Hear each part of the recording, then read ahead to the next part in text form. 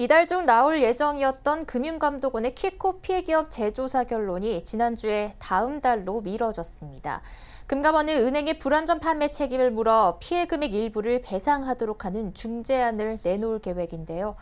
키코 사태가 발생한 지 10년이 넘은 현재 다시 주목받고 있는 이유를 알아보고 2019년 현재 피해 기업의 상황을 알아보겠습니다. 금융팀의 고현정 기자 나와 있습니다. 안녕하세요. 안녕하세요. 네, 고 기자 우선 키코가 어떤 것인지 먼저 정리를 해주시죠. 네, 키코는 은행과 기업이 달러나 유로 등 특정 환율의 상한선과 하한선을 미리 정해놓고 그 구간 안에서 환율이 움직이는 경우에 미리 약정한 환율을 적용하는 파생 금융상품을 말하는데요.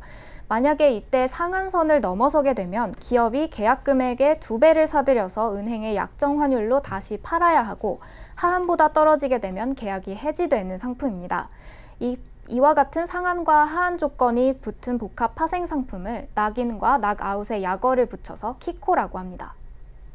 네, 그런데 이 키코 사태로 인해서 큰 피해가 기업들에게 발생을 했고 그 피해가 아직까지도 진행 중이라고요. 네, 2008년 세계 금융위기 당시에 원화 환율이 치솟으면서 우리나라 수출 중소기업 1000여 개가 키코로 인한 피해를 입게 됐습니다. 이때 환차손에 대한 부담이 워낙에 컸기 때문에 강소기업, 당시 잘 나가던 강소기업 100여 개는 우리 시장에서 완전히 사라지게 되는 상황에 처하게 됐는데요. 이때 그 키코 피해기업 공동대책위원회에 따르면 피해 규모는 최소 20조 원을 상회할 것이라는 설명입니다. 네, 그런데 이게 2005년에서 2008년 사이에 발생한 사건이잖아요. 그러니까 10년도 더 지난 지금에서까지도 이게 왜 이렇게 문제가 되고 있는 겁니까? 네, 그동안 우리 사법부는 키코 판매가 은행과 기업 간의 정상적인 계약이었다면서 은행 측의 손을 들어준 바 있는데요. 하지만 윤석헌 금융감독원장 같은 경우에는 이 키코 판매가 불안전 판매였다는 점에 주목을 합니다. 즉 환율이 상한선을 넘어섰을 경우에 발생하는 환차손에 대한 위험성을 은행이 그 중소기업들에게 제대로 설명하지 않았다고 판단을 한 건데요.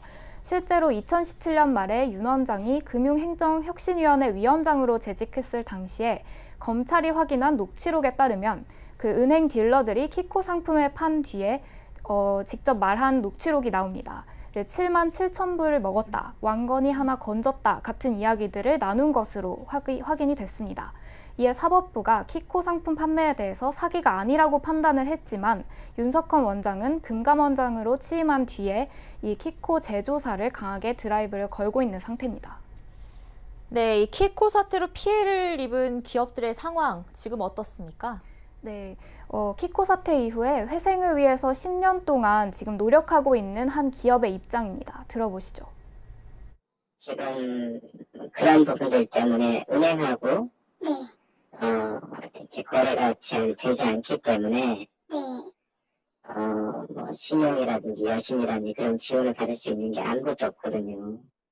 수십 배가 더 어려운 상황이 된 거죠. 회사 입장에서는 할 수 있는 게 없으니까 대한민국에서 더 이상 이 기업을 하기 어려우니까 해외로 떠나야 되나 이런 생각도 하게 되고요.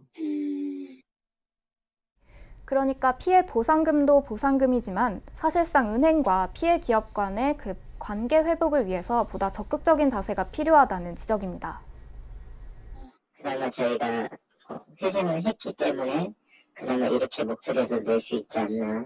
뭐 요즘에 한일 옛날 그 전쟁에서 위안부들이 현재까지 살아계시니까 그런 목소리를 낼 수가 있는 거고, 조금 더 적극적으로 이런 피해 기업에 대해서는 여신을 열어줘서 더욱더 뭐 수출에 있어서 뭐 어떤 뭐 다른 해외 신용도 있어서 대외 신용도 있어서 뒷받침을 해줄 수 있다는 그런.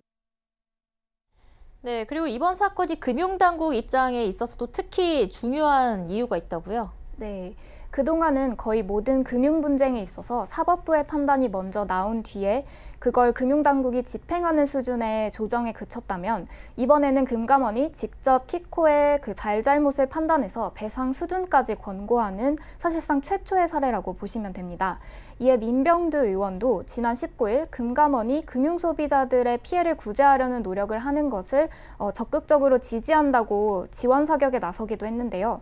아울러 이게 금감원의 권고안이 그 법적 구속력이 없기 때문에 이게 나온다고 해도 은행이 거부하면 그만이라서 이제 그런 부분까지도 이제 이 권고안이 최종 권고안이 무용지물이 되지 않도록 좀 더 꼼꼼히 신경 쓰고 있는 상황입니다.